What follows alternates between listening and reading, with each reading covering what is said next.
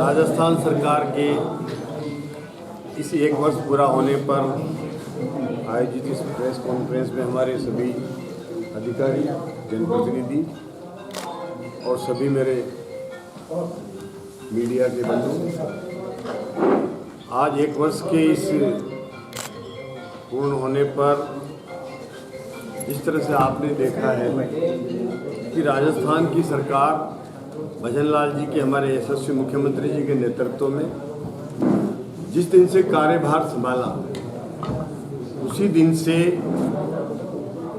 Action mode में है और निरंतर किस तरह से राजस्थान को एक अग्रणीय प्रदेश बनाए, विकसित प्रदेश बनाए, उसकी ओर अग्रसर है।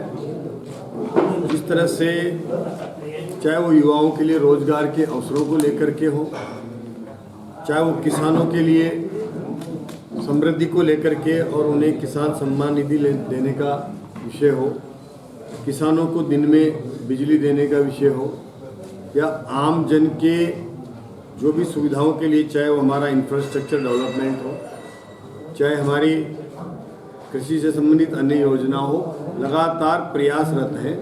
और ये एक पहली सरकार है जिसने अपने कार्यकाल के पहले ही साल में rising Rajasthan investment global summit जो करके और एक इतिहास रचा है कि अभी तक के जो 35 लाख करोड़ के MOU इसमें हुए हैं समिट में, वो एक इतिहास है। और ये हमने केवल इसलिए नहीं किया जाए कि ये कोई आंकड़ा बढ़ा के हमें कोई मीडिया में देना है। हमारा उद्देश्य है, सरकार का एक विज़न है कि यहाँ आने वाले इन्वेस्टर को एक सुविधाएं मिले, उन्हें अच्छा माहौल मिले, उनको जो भी क्लियरेंस है वो समय पर हो जाए और उनके प्रोजेक्ट समय पर लग जाए। इसके लिए एक प्रयास करके और एक ऐप बना करके अधिकारियों को जिम्मेदारी दी गई है कि अधिकारी निरंतर उसकी मॉनिटरिंग करें। सरकार के स्तर पर मॉनिटरिंग होगी, मुख्यमंत्री जी के स्तर पर भी निरंतर मॉनिटरिंग होगी। और मुख्यमंत्री जी ने कहा है कि हम एक साल में अपनी जो प्रगति है उसका ब्यौरा जनता के सामने 11 दिसंबर को आने वाले 25 को वापस रखेंगे। तो हम इस एक साल में जो हमारे MOU हैं उनको धरातल पर उतारने के लिए कोई कमी नहीं छोड़ेंगे, किसी प्रकार की कोई कमी नहीं रह जाए। इसके लिए निरंतर मॉनिटरिंग की जा करके और उद्यमियों को जो भी आवश्यक सुख सुविधाएं चाहिए, जो भी उनके क्लियरेंस चाहिए, वो करने का प्रयास हमारी सरकार करेगी, जिससे रोजगार के अवसर युवाओं के लिए बढ़ने में सबसे महत्वपूर्ण भूमिका निभाएगी। बूंदी के लिए भी अपने आप में एक साल काफ़ी कारगर साबित हुआ है बजट घोषणाओं में भी। देखिए, जब प्रदेश पूरा ही इस अग्रसर है तो उसमें बूंदी भी सम्मिलित है। बूंदी में भी यहाँ के उद्यमियों के लिए में भी जो जिस तरह से हमारा योजना है कि यहाँ के भी 5 उत्पाद हमने सेलेक्ट किए हैं, जिसमें चाहे वो यहाँ का बासमती राइस हो, जिसकी सुगंध देश ही नहीं विदेश के हर कोने में यहाँ की डिमांड रहती है, चाहे वो यहाँ का सैंडस्टोन हो जो विदेशों में एक्सपोर्ट होता है और उसमें और अधिक प्रगति हो। इसी के साथ साथ जो भी यहाँ के उत्पाद हैं वो देश ही नहीं विदेशों में भी जाए, इसके लिए प्रयास करके और हर डिस्ट्रिक्ट में इस तरह से एक उस डिस्ट्रिक्ट को एक हब बनाएंगे कि वहाँ के उत्पादों को हम प्रोत्साहन करके, प्रोत्साहित करके कैसे और अधिक उन उत्पादों की हम देश और विदेश में प्रचार प्रसार करके और वहाँ हब बने, ताकि वहाँ का एक स्पेशलाइजेशन हो, विशेषज्ञता हासिल हो जाए, ताकि वो वहाँ पर वहाँ के रहने वाले, चाहे वो काम करने वाले मजदूर हो, वहाँ के उद्यमी हो, उनको रोजगार भी मिले और उनको उसमें विशेषज्ञता रहेगी तो वहाँ हर तरह की सहूलियत मिल जाती है। फिर जहाँ पर जो प्रोडक्ट बहुतायत के साथ अगर वहाँ उत्पादन हो रहा है तो उसमें वहाँ उसके लिए आवश्यक रॉ मटेरियल उपलब्ध हो जाता है, उसके लिए आवश्यक स्किल हमारी मैन पावर उपलब्ध हो जाती है, और उसके लिए कोई भी छोटी छोटी रख रखाव की लेकर मेंटेनेंस की चीज़ें वो सब मिलती है। तो उससे उस उत्पाद का निश्चित रूप से वो बेहतर तरीके से हमारा उत्पादन भी होता है और लागत भी कम आती है, जिसका लाभ हमें मिले। इसलिए हर डिस्ट्रिक्ट को ये चयन किया है कि वहाँ एक डिस्ट्रिक्ट एक उत्पाद के माध्यम से भी ये हमारी उत्पादन की जो श्रृंखला है उसको आगे बढ़ाएं। और जिस तरह से बूंदी में एक अपार संभावनाएं हैं, बूंदी की यहाँ की चित्रकारी, यहाँ के किले, जो यहाँ आने वाले विदेशी सैलानियों का जो यहाँ लगाव है, अब यहाँ पर हमारी जो ये रामगढ़ विषधारी में जिस तरह से आज वहाँ 6 टाइगर हैं, आने वाले समय में उनकी संख्या और बढ़ेगी, उनका परिवार भी बढ़ेगा, और यहाँ पर एक अच्छा टूरिस्ट भी आए, टूरिस्ट के साथ साथ यहाँ पर टूरिज्म को सुविधाओं के लिए एक अच्छा माहौल बने, जिसके लिए लगातार प्रयासरत हैं। हमारे लोकसभा अध्यक्ष जी का भी प्रयास रहता है कि बूंदी को टूरिज्म का एक इतना बड़ा हब बनाया जाए। बूंदी में वो सब कुछ है जो टूरिज्म को चाहिए, टूरिस्ट को चाहिए, तो निश्चित रूप से उसके लिए इसमें प्रयासरत हैं कैसे बूंदी को और अधिक मानचित्र पर ला करके हम इसको आगे बढ़ाने का काम करें। पिछले दिनों आपने 280 करोड़ बूंदी के विकास के लिए भी प्रस्ताव है। बूंदी के नगर परिषद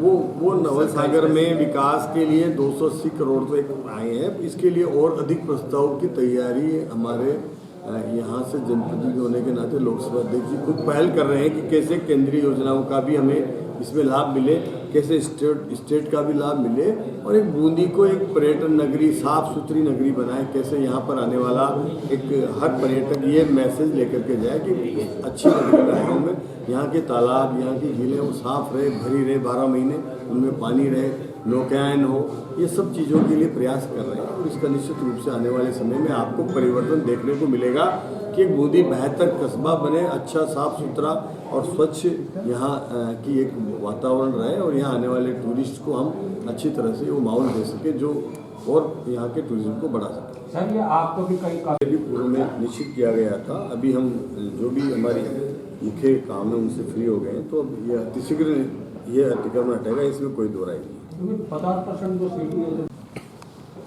बाकी हम डबल इंजन की सरकार है, हम हर तरह से यहाँ हमारे चाहे वो पशु पालक हों, चाहे हमारे अन्नदाता हों, किसान हों, उनके लिए जिस तरह से हम यहाँ योजनाएं ला करके दे रहे हैं, तो आज ही के दिन हमारी किसानों को भी 1000 रुपये की किस्त का भी हमें ये होगा, जिसमें पूरे राजस्थान के किसानों को किस्त आज जारी होगी, जिसका लाभ उनको पर उतरेंगे। इसी तरह से हमारे MOU जो हुए हैं राइजिंग राजस्थान में, वो धरातल पर उतरेंगे, तो हमारे युवाओं को एक रोजगार का एक नया अवसर पैदा होगा। और आज आप देख रहे हो, हमने कहा था कि भाई हम 4 लाख रोजगार देंगे। लगभग अभी ही कल ही करीबन 85,000 युवाओं के लिए रोजगार की स्वीकृतियाँ जारी हुई है, और लगभग 55-50,000 के लिए पहले ही उनको मतलब हम दे चुके हैं नियुक्तियाँ, और लगभग 15,000 की कल हुई है। तो इस तरह से इतनी बड़ी संख्या में रोजगार के युवाओं को अवसर मिल रहे हैं। और उसके साथ साथ हम सरकार के स्तर पर ही नहीं, हम चाह रहे हैं कई MOU में बड़े बड़े ऐसे जिसमें विदेशी कंपनियों के साथ हुए, वो यहाँ पर हमारे युवाओं को कैसे स्किल्ड करें और कैसे स्किल्ड करके और उनको रोजगार मिले, इसकी गारंटी मिले। इसलिए विदेशों से भी कई कंपनियों के साथ हमने MOU किए, और वो वहाँ पर आज उसको बढ़ा करके हम 88% पे लेके आए हैं। ये हमने कोई नया संयंत्र नहीं लगाया, उन्हीं संयंत्रों से उत्पादन बढ़ाया है, रख रखाव ठीक किया है, हमारा कोयला को ठीक किया, हमने उनको बढ़िया से बेहतर से मेंटेनेंस किया, और वो मॉनिटरिंग करिए उनको। एक वहाँ जा के मैंने कई थर्मलों में मैं स्वयं गया हूँ, देखा है, तो उससे आज 88% का उत्पादन हुआ है। तो अब हमारी सरकार किसानों को दिन में बिजली देने की ओर अग्रसर है। कई जहाँ GSS है, जहाँ पर हम आज भी दिन में बिजली दे रहे हैं, जहाँ कमी है वहाँ पर हम उत्पादन वहाँ के GSS को ठीक कर रहे हैं, उसकी क्षमता बढ़ा रहे हैं। वहाँ पर हम हमारी जो प्रसारण की लाइन है उनको ठीक कर रहे हैं, और आने वाले 2 साल के अंदर 100% किसानों को दिन में बिजली देने का काम हमारी सरकार करेगी। सर, 16 मीटर की टेस्टिंग नहीं होती यहाँ पर, लैब कोटा है तो कोटा जाते हैं, 2-4 दिन लगते हैं।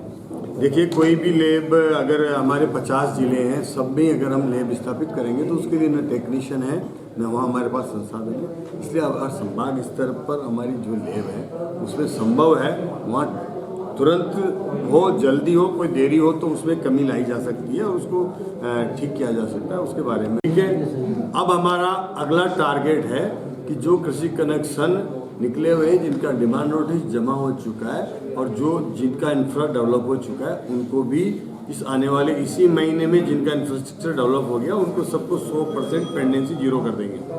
हमारा कहती है कि जिन लोगों ने आवेदन किया है उन्होंने सारा पैसा जमा करा दिया, लेकिन उनके लिए ट्रांसफर नहीं लग रहा। उसकी भी मॉनिटरिंग करेंगे, उसको भी जल्दी से जल्दी हो जाए इसकी चिंता करेंगे। कितने पेंडेंसी है मैं पता करके और उनको शीघ्र उनको कनेक्शन मिल जाए इसका प्रयास करेंगे।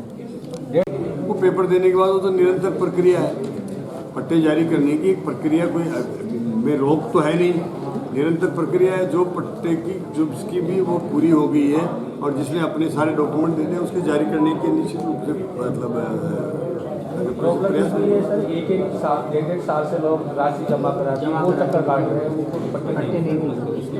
यानी सारे कागजात पूरे हो चुके हैं, राशि जमा हो चुकी है, केवल पट्टा जारी होना बाकी। उसको दिखवाते हैं, कोई दिक्कत सर आपने नहीं। 1 साल की उपलब्धियाँ बताई, दूसरे 1 साल में सरकार ने बहुत अच्छा काम किया, मैं इस बात से समझता हूँ, लेकिन आपका तो आपका घर ही नहीं समझ रहा। आपके जितने भी जनप्रतिनिधि हैं, कार्यकर्ता हैं बीजेपी के, सब असंतुष्ट हैं।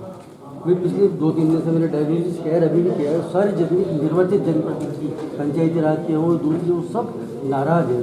जनता में तो समझ रही है ना, लेकिन पार्टी में आता है ना, वो फायदे के लिए नहीं आता है, वो अपना राजनीति में कर फूंक करके और काम करता है। कोई भी ऐसे ये सेवा का काम है, ये कोई मतलब किसी फायदे के लिए आने का काम नहीं। इसलिए